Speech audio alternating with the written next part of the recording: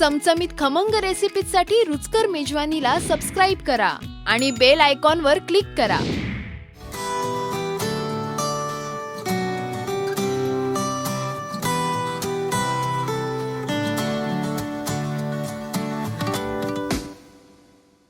नमस्कार, मी अर्चना आरते रुचकर मेजवानीवर तुम्हा सगळ्यांचं स्वागत करते.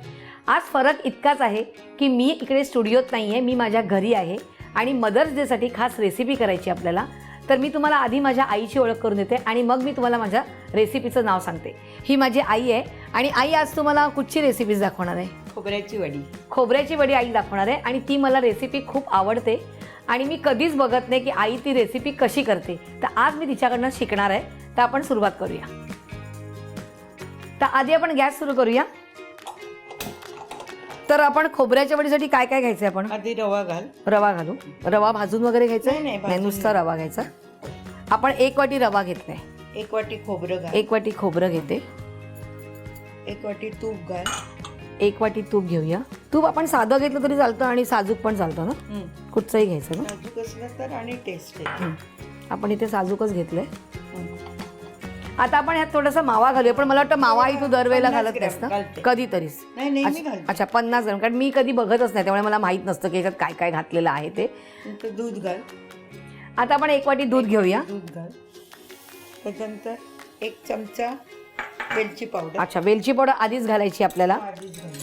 बदाम आणि पिस्ता घालूया. आपण इथे घेतले बदाम पिस्ता चॉप करून घेतलेले, ते घेऊया. आणि साखर किती घ्यायची? 3 कप घ्यायची. आता आपण ही 3 पट त्याच्या साखर. मला सांग आई, हे 3 पट साखर का घालायची? एकदम गोड नाही होणार? नाही, ते मापच तसं. कमी साखर घातली तर काय होईल? पण मग पाक होणार नाही ना. अच्छा, हां, म्हणजे वड्या पडणार नाही. हां, म्हणजे ते कारण असं आहे की कमी जर साखर घातली तर त्या वड्या पडत नाहीत. म्हणजे साखरेचा पाक तिकडे तयार होत नाही. ह्या गोष्टी आपल्याला माहीत नसतात. आपल्याला ह्या सगळ्या गोष्टी आजी आणि आईकडनंच समजतात. आता हे हलवत राहायचं का पूर्ण?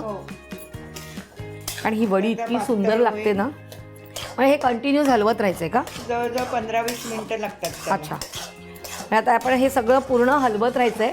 म्हणजे आपल्याला 15 मिनिटाची वाट बघायची. आता आपण ह्यात थोडासा केशर घालूया. कारण तू बोलली थोडासा रंग यायला केशर पाहिजे, तर आपण ह्यात थोडासा केशर घालूया. दे, मी हलवते. मोठाच गॅस ठेवायचा आणि हलवत राहायचंय. आणि ह्याला शक्यतो ॲल्युमिनियमचीच कढई वापरायची ना. म्हणजे आपली ह्याची निर्लॅपची म्हणजे नॉनस्टिक चालत नाही आपल्याला. ते बाजूने असं साखर आली ना. हां, अशी इकडे साखर आली ते म्हणजे साखरेचा पाक. जाळी पडते. अच्छा, या वडीला जाळी पडते. कारण आम्ही फक्त खायचं काम करतो. दिवाळीला तू पाठवतेस तेव्हा. मला आपल्या सोप्या सोप्या रेसिपी करायला आवडतात, पण आईने आज कामाला लावलेला आहे. रंग थोडा बदललेला आहे पण आता ना, केशरमुळे आणि रवा पण भाजला गेलेला आहे म्हणून. त्याला तूप लावायला पाहिजे थोडं. लावते मी. हे तोपर्यंत हलव तू. हे सांडशी पकड. नको, ते हलतंय. सांडशी पकड. अच्छा, तोपर्यंत आपण काय करूया, इकडे आपण एक ॲल्युमिनियमचा ट्रे घेतलेला आहे. त्याला असं आपण असं तूप लावून घेऊया. साईडने वगैरे सगळीकडनं लावायचं, म्हणजे काय ती सुटते पटकन वडी. झालेली आहे. आपली वडी तयार आहे. आता आपण हे काढून घेऊया. गॅस बंद केला. दे, मी काढते. आणि वडी ह्याच्यात काढूया. आता हे छानपैकी असं करू. अच्छा, असं हलवायचं.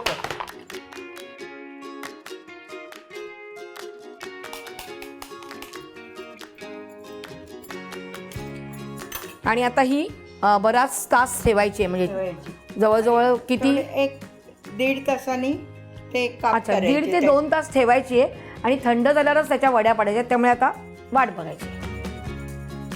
थंड झालेलं आहे. आता आपण हे कट करून घेऊया. कारण अगदी पण ते थंड झालं की ती कडक होते वडी. त्यामुळे आता आपण कट करून घेऊया. अशा प्रकारे ही वडी आपली जी आहे ती कापून झालेली आहे. तुम्हाला पाहिजे तर शंकरपाळ्याच्या आकाराच्या पण काप करू शकता. अशा छानपैकी वड्या झालेल्या आहेत. खोबऱ्याची वडी तयार आहे आई. तू सांगितल्याप्रमाणे मी आज शिकलेली आहे. आता यापुढे तू करायचं नाही, मीच करणार आहे. म्हणजे आपण दिवाळीला अजून एक पदार्थ वाढवूया. आणि जसा आज मी मदर्स डेला ही अशी रेसिपी करून दाखवली, तू सांगितली आणि मी केली, तसंच माझ्या सगळ्या सखी आहेत, मी त्या सगळ्यांना मी सांगते की तुम्ही पण ही रेसिपी करा आणि तुमच्या आईसाठी ही एक खास सरप्राईज असेल तर नक्की करून बघायचं आहे आणि मला कमेंट्समध्ये कळवायचं आहे. आणि रुचकर मेजवानीला लाईक, शेअर आणि सबस्क्राईब करायचं आहे. आणि हो, सगळ्यांना हॅपी मदर्स डे.